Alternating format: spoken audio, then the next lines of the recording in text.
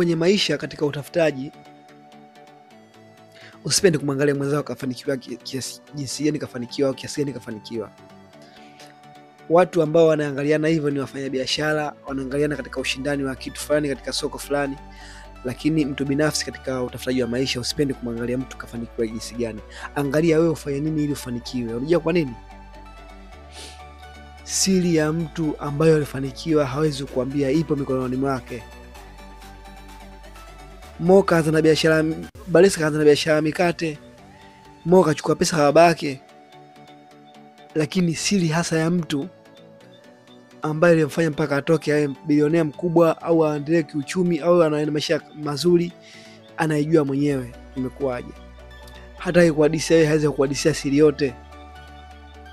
Mtu anaweza akakuta utajiri na akauendeleza. Mtu anaweza aka struggle na baadaye kweli akaja kuwa na pesa kubwa.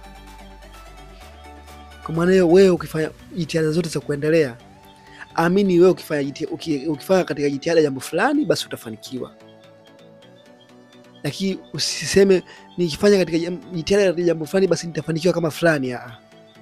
Amini wewe unachokifanya na utafanikiwa wewe kama wewe.